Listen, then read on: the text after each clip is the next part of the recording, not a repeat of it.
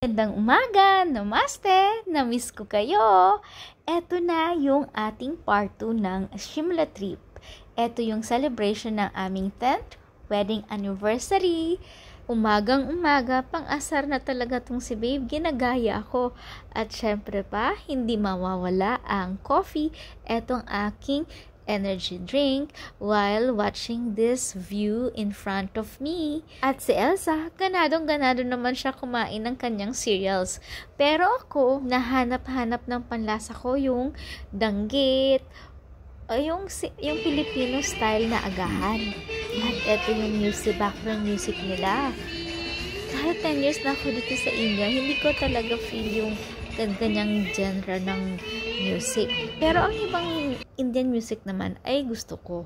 Pero yung parang yung dinuduyan ka, lalo ka pa rin maaantok. At eto naman yung kanilang player area. Yung sa bandang attic naman to at matatanaw mo talaga buong kabundukan. At pati na tong katapat naming bahay, cute na cute ako sa kanyang design.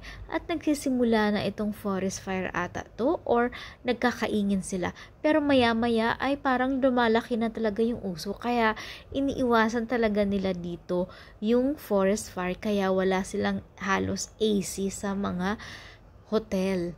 This time, may tournament sila. Naglalaro sila ng soccer table game. Kahit dalawa na kami ni Elsa magkampihan, hindi talaga kami nananalo. Kasi naman, hindi ko naman talaga kasi alam kung paano to laruin. At eto na yung sinasabi ko, kumakapal na yung usok. Di ko nga talaga sure if it's kaingin or eto nga yung forest fire. At bumalik na kami sa aming room at magpapahinga at yung kinahapunan, eto na yung gift ni Papa Amit, unboxing ng Pandora. At ngayon, ang cute nitong swing, nasa gazebo siya. Ang sarap lang ng may ganito ka sa bakuran. Pwede ka ditong kumain ng dinner or yung breakfast at ang sarap ng simoy ng hangin. Mas maganda siguro dito pagka winter. Yun talaga ang favorite season ko dito sa India. Eto na, I can share you some of our photos during our anniversary. Sabi nga nila, love is not a feeling. It's a commitment. Pero para sa akin, sa 10 years of married life, love is really a feeling. Yun nga lang, you will add, may mga adds on yan. You need respect, trust, and loyalty. A lot of patience and understanding. Kailangan din, give and take yan. At ito yung pinaka-importante. Kailangan wala kayong pride kasi pareho lang kayong talo. Pareho lang kayo nasasaktan. Dapat kayo lang lagi ang magkakampi. So, let's cheers to that.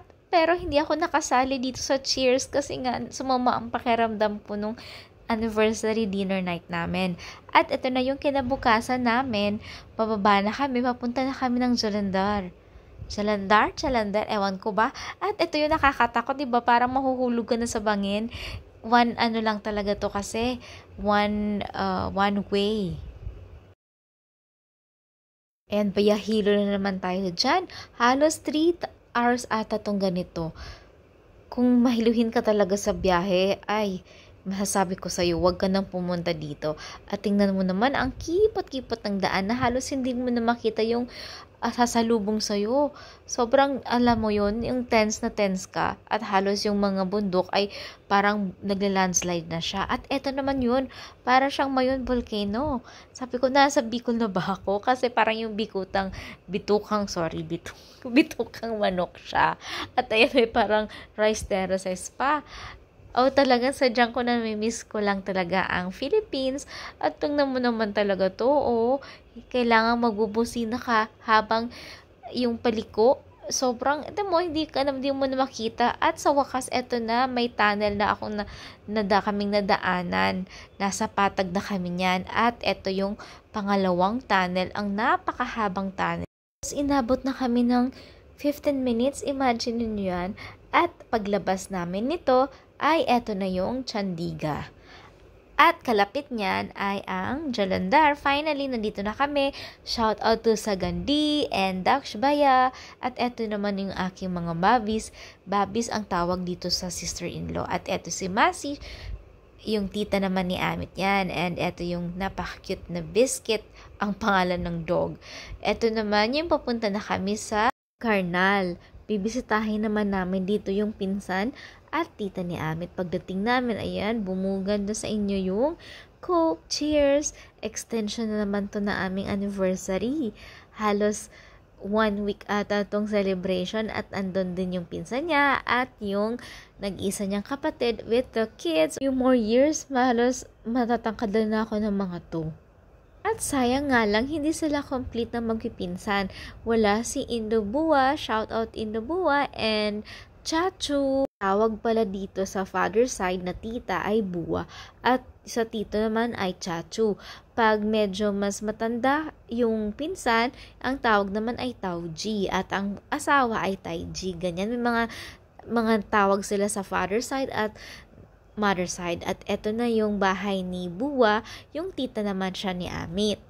At eto yung breakfast kami, pero kapag usually talaga dito sa India, pag nag-breakfast na talaga yung mga kalalakihan at halos yung mga babae ay nagluluto sa kusina. Ayan, lahat kami nagluluto ng kusina dyan. Yan, si Bua gumagawa ng parata at si Tinky naman ay gumagawa siya ang nagninid. At ayan, wave muna kayo dyan. At ako naman, ayan, taga-kain lang muna dito. Pero usually talaga dapat tulong-tulong. Ako lang yung taga-serve kasi mas expert na sila gumawa. At eto naman yung ghee. Yun ang ginagawa siyang parang oil. Mas healthy kasi pag ang ginamit mo ay yung ghee. Pero usually, ang ginagamit namin sa bahay ay mustard oil. At ayan, may pa-effect pa akong nalalaman na usok. At eto na si Rooster. Enjoy siya suklay kay Rapunzel. Ang tawag niya sa akin ay Mami. Ibig sabihin yung Mami ay tita na asawa ng Mamu. Mamu naman yung tawag sa tito na kapatid ng kanyang nanay. Sa mother side, ang tawag mo sa tito mo ay mama or mamu. Ang asawa niya, ang tawag niyan ay mami. Napakaraming explain ko sa inyo sa next video. At eto na uli yung kinagabihan, dinner night uli at napakaganda ng aming place para siyang palace. Ito yung one of the wedding venues pero meron silang restaurant dito. Resto Bar. Yung pangalan ay Vintage Couture. Para siyang mix of Greek and modern design. Ayan, eto. Blue Room. Ang ganda ng Blue Room na to. Gustong-gusto ko ang kanyang design at yung architectural design dito. At ang maganda pa dito, pwede kaming habang kumakain kami at hindi pa gutom yung mga bata, din namin kailangan silang i-force para kumain. Kami muna kakain. Pag gutom na sila, pupunta na lang sila dito kasi may play area sila. Ayan. Tuwang-tuwa sila dito at hindi sila naiinip at hindi sila naboboard. Ang ganda ng concept nitong resto bar na to. May kids area talaga sila. Na eventually, ma-adapt nila ang ganitong concept sa mga restaurant.